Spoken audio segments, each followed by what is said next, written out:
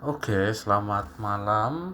Semoga kita dalam kondisi sehat semuanya. Dan kali ini kita akan membahas bilge system atau sistem bilga pada sebuah kapal. Nah, sebenarnya sistem bilga itu apa sih? Sistem bilga adalah suatu sistem yang digunakan untuk menampung dan membuang cairan-cairan kotoran dari dalam kapal ke luar kapal. Nah, maksudnya cairan kotor itu seperti apa ya? Itu pertanyaan yang bagus. Maksudnya cairan-cairan kotor itu seperti rembesan oli dari minyak atau rembesan dari tangki-tangki yang tidak sengaja tertumpah. Habis itu dari air hujan yang masuk ke dalam salah satu tangki. Nah, karena disitulah fungsi dari bilge system ini. Nah, tangki-tangkinya itu apa aja sih yang di bilge system itu? Nah, di bilge system ini sendiri itu ditaruh di tangki yang memang seharusnya kosong. Contoh cover dam. Nah, fungsi cover dam sendiri itu kan kayak seperti mencegah dari tangki A bercampur dengan tangki B. Jadi ditaruhlah di antara tangki itu ditaruh tangki cover dam. Nah, jadi misalnya kebocoran di tangki A itu nanti nggak akan langsung ke tangki B karena dia akan ke cover dam ini. Sebaliknya juga dengan tangki B itu tidak akan tercampur dengan muatan tangki A karena apabila terjadi kebocoran itu dia masuk ke cover dam. Nah, cover dam sendiri ya itulah tadi fungsinya untuk menampung bocoran-bocoran dari tangki-tangki ini. Nah, kan cover dam ini kan seharusnya kosong. Nah, jadi itulah fungsi dari bilge system ini. Ditaruhlah bilge system di dalam cover dam ini. Nah, nggak hanya cover dam. Semua tangki-tangki yang seharusnya kosong seperti void tank, nah itu perlu diberi sistem bilga. Nah, selain dari tangki-tangki ini sendiri, terkhusus untuk di area engine room atau kamar mesin, itu harus dibuat beberapa sistem bilga untuk menampung. Nah, jadi kan kayak misalnya orang ngebersihin mesin kan disemprot-semprot pakai air. Nanti airnya tuh jatuh ke sumur bilga. Nah, jadi kita harus membuat sumur bilga di area permesinan ini. Nah, biasanya untuk kapal-kapal yang cukup besar itu sumur bilganya bervariasi sih jumlahnya. Yang penting kiri kanan kapal ada di dua dan satu di bagian belakang karena posisi kapal itu akan trim ke belakang, jadi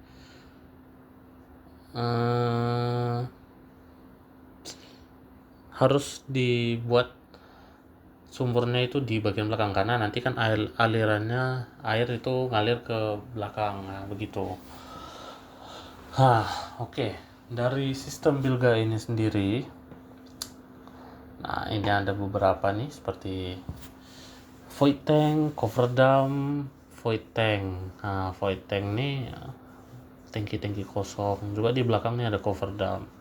Nah, di sini di batas ini, nah inilah ada sumur bilga karena ini area permesinan, area engine room.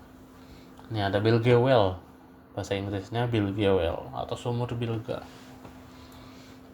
Nah, alur sistem bilga ini sendiri itu dimulai dari tangki-tangki atau sumur-sumur tersebut lalu berjalan melalui valve, pompa dan sebagainya hingga akhirnya ke luar kapal atau ke tangki tertentu. Nah, biasanya di kapal-kapal besar itu bukan di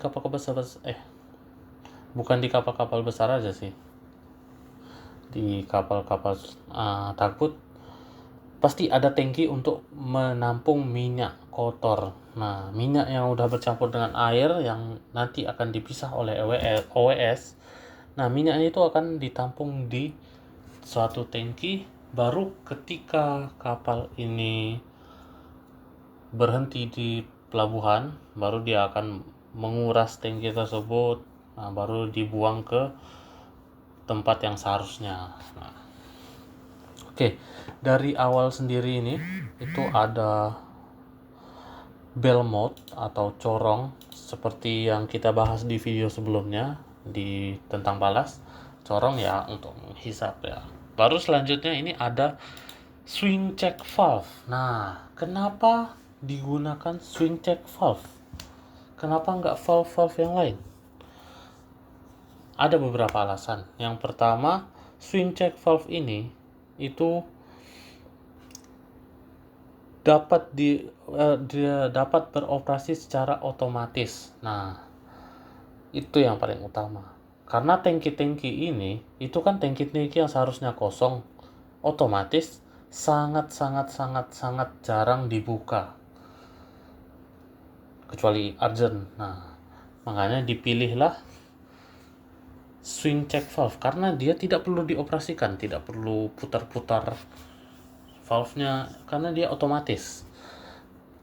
Dan selanjutnya ini swing check valve ini adalah valve satu arah.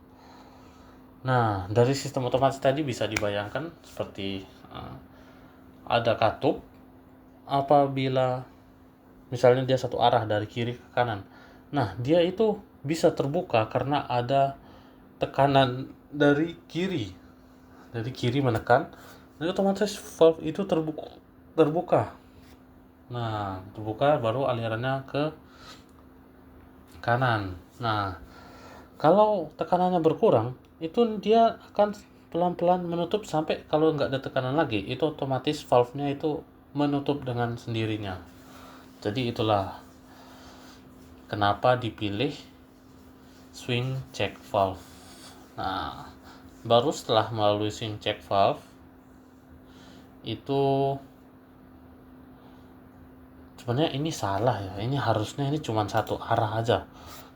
Ini aja yang benar. Yang ini harusnya tidak ada. Ini harusnya dihapus. Ini juga nih. Harusnya dia cuma ke sini. Ke kiri. Ini salah nih. Nah, baru selanjutnya setelah dari swing check valve itu ke SDNR. Nah, ini valve utamanya. Jadi valve pengoperasian dari tangki-tangki bilga tersebut. Nah, jadi walaupun tadi di dalam tangkinya itu ada valve yang otomatis, tapi tetap harus ada valve untuk pengoperasian manual di area area engine room atau kamar mesin. Nah, menggunakan SDNR ya karena ini akan difokuskan pada satu arah aliran. Tidak boleh kembali lagi ke dalam tangki tersebut.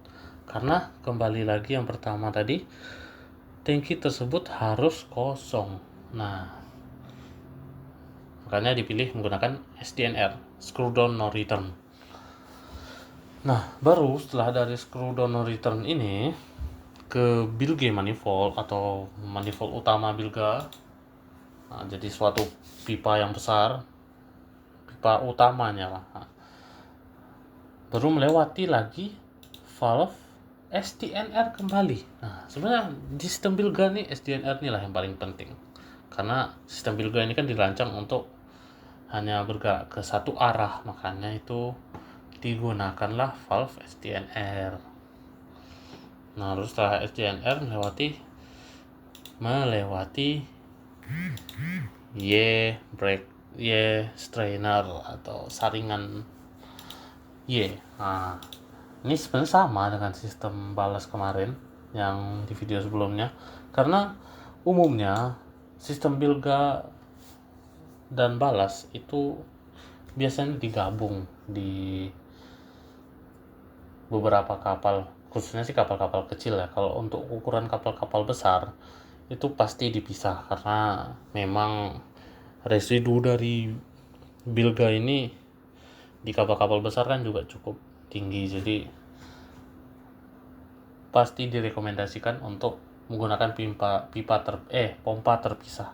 Jadi kalau di total misalnya tadi ini ada bill E dibalas kemarin ada 2, jadi di bill G nanti juga ada 2 karena untuk operasi utama 1 dan untuk cadangan 1. Gitu. Nah, selanjutnya setelah melewati strainer ke pompa, tentu cairan-cairan ini akan ditarik oleh pompa karena kalau nggak pakai pompa kan nggak bisa kan. Jadi selanjutnya pompa baru ke SDNR kembali, ya itu fungsinya memang untuk memfokuskan alirannya, betul. Baru setelah melewati pompa itu dia akan menuju ke OWS atau Oily Water Separator. Oily Water Separator yaitu sebuah alat yang digunakan untuk memisahkan minyak dan air. Nah, jadi fungsi OWS ini adalah memisahkan minyak dan air. Nah, di OWS biasanya itu ada sistem pembuangannya di bawah. Nah, seperti ini, draining dirty outlet. Ini sistem pembuangannya. Biasanya itu kalau kita beli OWS itu langsung ada yang inilah, yang bawahnya ini. Baru selanjutnya air yang udah dipisah itu umumnya di kapal-kapal kecil hingga sedang itu langsung dikeluarkan melalui overboard. Dan jangan lupa kita menambahkan SDNR. Nah, karena setiap jalur harus dibuat buka tutupnya. Baru tadi kan ini kan memisahkan air dan minyak. Nah, minyaknya itu akan melalui jalur ini menuju ke dirty oil tank, yaitu tangki minyak kotor. Nah, ya kembali lagi kita menggunakan SDNR karena itulah untuk memfokuskan aliran. Nah, setelah jadi minyak-minyak itu akan ditampung di dirty oil tank hingga kapal berlabuh ke dermaga. Nah, baru nanti setelah di dermaga akan ditampung biasanya oleh ABK di drum itu melalui shore connection atau koneksi shore connection. Nah, biasanya itu kalau untuk kapasitas tangki yang cukup besar dan letaknya juga umumnya di bawah karena engine room di kapal-kapal besar itu kan tinggi, jadi dirty oil ini di bawah, jadi kita memerlukan satu pompa.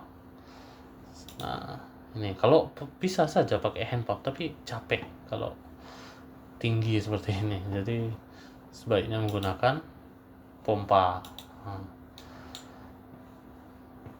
Baru ke shore connection, nanti dari pelabuhan ini akan dikonekkan, baru ditampung entah langsung ke mobil tangki atau ditampung di drum dulu. Nah, itu tergantung masing-masing lah. Nah, ini ada seperti ini ya. Nah, ini seperti apa ini tongkat ini itu namanya air vent. Ini model ghost neck, jadi tangki-tangki tersebut itu harus ada sistem ventilasinya. Nah, inilah sistem ventilasi dari tangki dirty oil tank ini. Kenapa yang lain enggak? Karena ya ini fokusnya cuman ke sistem perpipaannya aja, bukan spesifik ke sistem perpipaan untuk air atau sounding pipe gitu. Jadi yang lain nggak perlu dibuat sih. Nah, oke, mungkin itu saja yang bisa kita pelajari dari sistem Bilga ini. Oke, see you next video. Semoga kalian suka, dan apabila ada salah boleh komen di bawah. Sekian dan salam literasi, mantap.